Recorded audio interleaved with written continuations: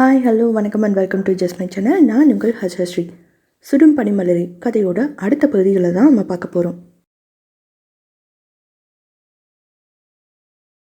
கண்ணம்மா பாட்டி, தாத்தா, கனகாக்கா, சுதா, அவங்க மாமியார் மாமனார் கூட பிள்ளைய அலைய விடாத, வேணும்னா சொல்லு, நாங்கள் வந்து பார்த்துட்டு போகிறோம்னு சொல்கிறாங்க. அப்பா சித்தி எல்லாரும் உன் அம்மாவை அங்கேயே வச்சு மருமக பிள்ளைய பார்த்துக்கோ, பாவம் அவளுக்கு ஆஃபீஸ் வேலையும் இருக்கும், குழந்தைங்களையும் பார்த்துக்கணும், வேணும்னா சொல்லு, உன் அக்காவோ சித்தியோ கூட வந்து இருப்பாங்கன்னு சொல்லிட்டாங்க.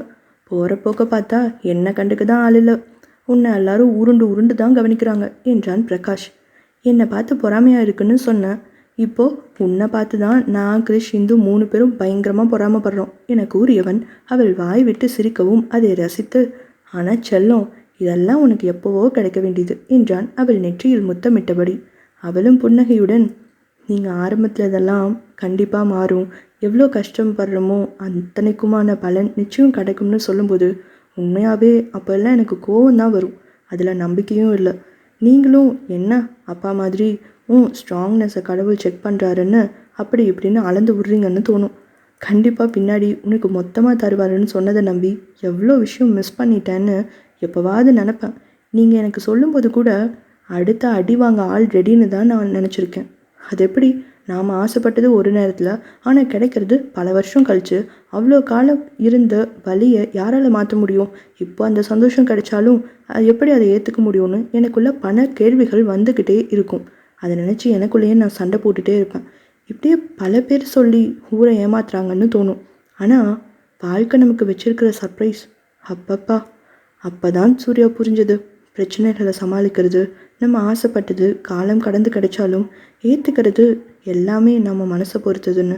முடிஞ்சதை நினச்சி நீ எதுவும் ஆக போகிறதில்ல, ஆனால் இப்போவும் நம்ம மனசு வச்சா வர்ற எதிர்காலத்தை அழகாக மாற்றலாம்னு புரிஞ்சுக்கிட்டேன். நான் இன்னமும் கோபமாக கத்திக்கிட்டே இருந்திருந்தா ஒருவேளை இந்தளவுக்கு என் வாழ்க்கை மாறி இருக்குமான்னா தெரியல. இது எல்லாத்துக்கும் காரணம் நீங்கள் தான். சில நேரம் மனசு விட்டு மற்றவங்க கிட்ட பேசிடு, மனசுக்கு பிடிச்சதை யோசிக்காமல் செஞ்சுடு.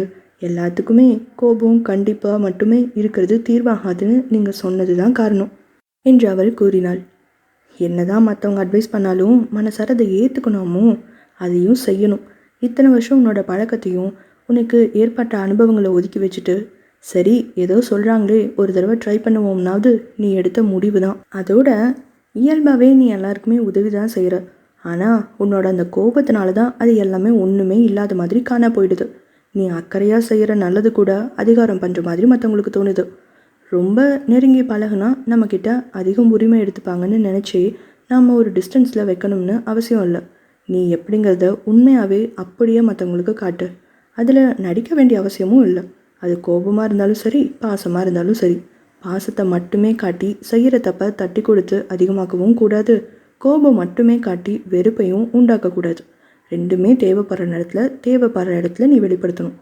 அதுவும் அளவாக இருக்கணும். அப்போ தான் அதுக்கும் மரியாதை இருக்கும் என அவன் கூற அதை ஆமோதித்தவள் அவன் அணைப்பில் இருந்தபடியே, thanks for everything and love you so much Surya என்றாள். குழந்தை பிறந்து வாழ்க்கை மிகவும் அழகாகவே நகர்ந்தது. பாசம் காட்டும் உறவுகள், குறும்பும் அன்பும் நிறைந்த சமத்தான குழந்தைகள். ஒவ்வொரு நொடியும் தன் காதலை வெளிப்படுத்தி தனக்கு அரணாக, அப்பாவாக, அம்மாவாக, ஆலோசனாக, நண்பனாக என அனைத்துமாய் தன் வாழ்வில் மாறிய கணவனும் என அம்முவின் வாழ்வே வண்ணமயமானது. இந்த ஒரு நொடி நமக்கா அவ்வளோ கஷ்டம் வந்தது, நானும் அப்படிலாம் இருந்தேன்னு ஆச்சரியமாகவும் இருக்குது. அதோட அப்பப்பட்ட கஷ்டம் எல்லாமே இப்படி ஒரு வாழ்க்கையை அனுபவிக்கணுமான்னு பிரமிப்பாகவும் இருக்குது சூர்யா என்று பல நேரங்களில் அவள் சிலாகித்திருக்கிறாள். 2 வருடம் ஓடியது தெரியவில்லை. அன்று சூர்யா வேலை முடித்து வீட்டிற்கு வந்தபோது யாருமின்றி போக அம்மு குழந்தைகளை அவன் தேடினான். மொபைல் எடுத்து அம்முவுக்கு கால் செய்தபடியே மேலே மாடிக்கு சென்றான். மொபைல் அறையில் இருக்க யோசனையோடு கதவை திறந்து பால்கனி வழியே வர அட்டாக் என கத்திக்கொண்டே தண்ணீரை வாரி இறைத்தனர் அவனின் செல்ல வானரங்கள். பிரகாஷ் முறைத்ததும் 2 வயது விஷ்ணு கலவரமாகி, பா நான் இல்லை அக்கா தான் என இந்துவை கை காட்டினான். ஐயோ நான் இல்லைப்பா அண்ணா தான் என அருகில் இருந்த கிரிஷை கை காட்ட, நோப்பா அம்மா தான் என அம்முவை காட்டினான் அவன். அம்முவோ, சூர்யா வேணும்னே பண்ணல, செடிக்கு தண்ணி ஊற்ற தான் ட்ரை பண்ணோம் என்று இழுக்க அவர்கள் ஊற்றிய தண்ணீர் தன்னை முழுவதும் நனைத்துவிட அவள் ஊற்ற வேண்டிய செடியின் அளவை பார்த்தவள் ஒரு முறை தன்னையும் பார்த்து கொண்டு, எப்படி இப்படியா என்று கேட்டான். ஏற்கனவே இந்த மாதிரி பிரச்சனை பண்ணதுலேருந்து அவன் உஷாராக ஒயிட் கோட்டை தெளிவாக வந்ததும் கலட்டி அறையில் வைத்துவிட்டே அடுத்து எங்கும் நகர்வான். ஆனால் அவன் கெட்ட நேரம் இன்று இவர்களிடம் பலியானது. அவனின் மொபைல், அதோடு பாக்கெட்டில் இருந்த பணம், பர்ஸ் அனைத்துமே அவர்கள் முன்னே எடுத்து வைத்தவன். அவர்களை முறைத்துவிட்ட நால்வரும் திருவென முழித்து கொண்டிருந்தனர். மாறி மாறி அவர்களுக்குள் சண்டையிட்டு கொள்ளவும், சைஸ் வாரியாக 4 செய்கிறத செஞ்சுட்டு சமாளிக்கிறத பாரு என மனதிற்குள் மீண்டும் திட்டியவன், ஒழுங்காக இதெல்லாத்தையும் காய வச்சு என் மொபைலை தண்ணி இல்லாமல் க்ளீன் பண்ணி என்கிட்ட கொண்டு வந்து தர்றீங்க, இல்லை சாப்பாடு கிடையாது என அங்கே வைத்து விட்டு நகர போனவனை அழைத்து, நாங்கள் எல்லாரும் மனதில் நினைஞ்சிட்டோம், நீங்கள் மட்டும் ஒழுங்காக இருந்தால் எங்களை திட்டுவீங்கல்ல, அதான் இப்போது உங்ககிட்ட மொபைல் அது இதுன்னு எதுவும் இல்லைல்ல என கூறி அவன் சுதாரிக்கும் முன் மீண்டும் அவன் மேல் பிடித்து வைத்த மழை தண்ணீரை வாரி இறைத்தனர். அவனும் அவர்களின் சேட்டையை ரசித்து தன்னை மீறி சிரித்துவிட, அவர்களுக்கு சொல்லவா வேண்டும், வேறு என்னதான் முடிவு, அவனும் அவர்களோடு ஜோதியில் ஐக்கியமாவது தவிர. அன்று இரவு குழந்தைகளை உறங்க வைத்துவிட்டு வந்த சூர்யா அம்முவின் தலையை வருடிவிட, கண் விழித்தவள் சூர்யா என்று அவன் கைக்குள் அடைக்கலமானாள். மழையில் நினைச்சாதான் உனக்கு சேராதுன்னு தெரியுதுல்ல, குட்டீஸ்ங்க கூப்பிட்டா உனக்கு எங்கே போச்சு புத்தி, அவங்கள விட வர வர உன் சேட்டை தான் ஜாஸ்தியாக போச்சு, இப்போ பாரு எப்படி இருக்கன்னு என திட்டினாலும் காய்ச்சலோடு அவளை பார்க்கவே பாவமாக அவனுக்கு இருந்தது. ப்ளீஸ் சூர்யா, பாவம், என்னை நீங்கள் திட்டாதீங்க, எனக்கு ரொம்ப கஷ்டமாக இருக்கும் என மீண்டும் தன் கைக்குள் புகுந்து கொண்டவளை காண அவனுக்கு என்னதான் செய்வதோ என்றானது. இதையும் மீறி அவளிடம் ஏதாவது கேட்டால், நீங்கள் தானே பிடிச்ச மாதிரி இருக்க சொன்னீங்கன்னு அதே டைலாக் சொல்லி வம்பு பண்ணுவா, பேசுகிறதே இவகிட்ட வேஸ்ட்டு, அடங்கவே மாட்டா என்று தனக்குள் எண்ணிக்கொண்டவன், சரி செல்லம் சாப்பிட்றியா என்று கேட்க, பிடிக்கவே இல்லை, வாமிட் வர மாதிரியே இருக்கு என்று அவள் பாவமாக பார்க்க, நானே ஊட்டிவிடவா என்று சூர்யா கூறியதும் சில வினாடிகள் விழித்துவிட்டு சரி என்று எழுந்து அமர்ந்து கொண்டாள். உண்டு முடித்த சிறிது நேரத்திலேயே அவள் அனைத்தும் வாந்தி எடுத்துவிட சோர்வாக வந்து அமர்ந்தாள். அவனுக்கோ கவலையாக இருக்க, சரி பால் மட்டும் குடி, எடுத்துட்டு வர என்று எடுத்து வந்து கொடுத்தான். சூர்யா, வெளியில் உட்காரலாமா ப்ளீஸ் என கெஞ்ச, அவனும் அவளை அழைத்து கொண்டு வெளியே ஊஞ்சலில் அமர்ந்து தன் மீது சாய்த்து கொண்டு அவளுக்கு பாலை புகட்டினான். திட்டு வாங்கியபடியே பாலை குடித்தவள் மீண்டும் அவன் தோளில் சாய்ந்து கொண்டாள். அவனும் தலையை வருடிவிட்ட, அவளோ, போதும் சூர்யா, என்னை திட்டியே நீங்கள் தான் டயர்டாகிறீங்க, ஒரு நாள் காய்ச்சல் தானே இருக்கட்டும், என்னை நீங்கள் இப்படி உடம்பு சரியில்லாத போல் தான் குழந்த மாதிரி ட்ரீட் பண்ணுவீங்க, அம்மா மாதிரி பார்த்துப்பீங்க, எனக்கு இது ரொம்ப பிடிக்கும், இதுக்காகவே எவ்வளோ டைம் காய்ச்சல் வந்தாலும் ஜாலியாக இருக்கும், இப்போ நீங்கள் திட்டும்போது கூட ரொம்ப அழகாக இருக்கீங்க தெரியுமா, நல்லா சைட் அடிப்பேன், உங்கள் மெத்தட் தான் என அவள் முடியாமல் இருந்தும் கண் சுமிட்டபடி சிரித்தபடியே கூற, அவளை பார்க்கவே அவனுக்கு இருந்த கோபம் அனைத்தும் மறந்து போய் காதல் பெருகியது. பைத்தியம் என்று தலையில் செல்லமாக குட்டு வைக்க அவள் முகம் சுருக்கி பார்த்தாள். ஆங்கிரி பேர்ட் அழகி என்று நெற்றியில் முத்தமிட்டான். நான் எதிர்பார்த்த மாதிரியே எனக்கு ஹஸ்பண்டாக நீங்கள் வந்திருக்கீங்க, ஐ எம் ஸோ ஹாப்பி என கொஞ்சினாள்.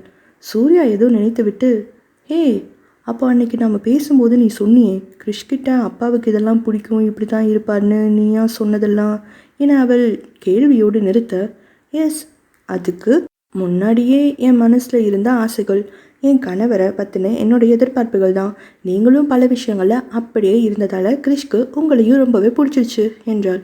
அவன் புன்னகையுடன், அப்போ அன்னைக்கு சொல்ல வந்து பாதையில் நிறுத்தினது எனக்கு கற்பனையில் நான் எதிர்பார்த்த என் கணவர் மாதிரி அந்த மாதிரி தானா என்று அவன் கேட்க, அவளும் மேலும் கீழும் தலையசைத்தாள்.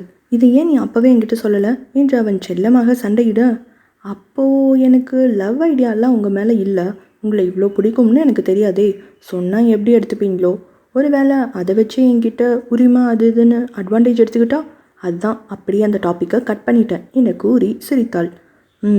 அப்போ அட்வான்டேஜ் எடுத்த காட்டி என்ன, இப்போ சேர்த்து எடுத்துக்கிறேன் என அவளை தூக்கி கொள்ள அவளும் புன்னகையுடன் அவனுக்குள் தஞ்சம் புகுந்தாள்.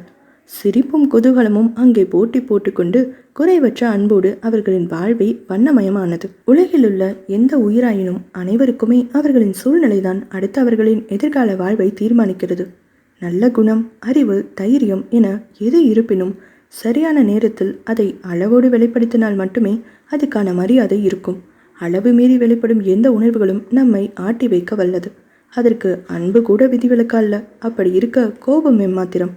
நல்ல அனுபவங்களை விட நமக்கு நேர்ந்த கசப்பான அனுபவங்களும் வழிகளும் தான் பெரும்பாலான பாடங்களையும் நமக்கு கற்றுத்தந்து நம் மனநிலையையும் ஆக்கிரமித்து ஆட்சி செய்கிறது. அந்த ஆதிக்கத்தை வெல்லும் அளவிற்கு உலகில் சிறந்தவர்கள் இருப்பார்களா என்பது சந்தேகமே.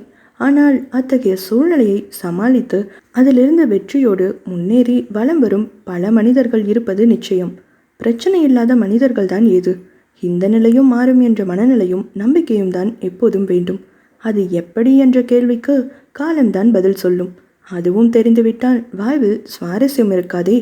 ஆனால் காலம் கொடுக்கும் புதுமைகளை, மாற்றங்களை மனதார ஏற்று சூழ்நிலைக்கு தகுந்தாற் போல வாழவும், அத்தகைய மாற்றங்களை ஏற்றுக்கொள்ளும் மனநிலையை அடையவும் நாம் கற்றுக்கொள்வதுதான் சிறந்தது.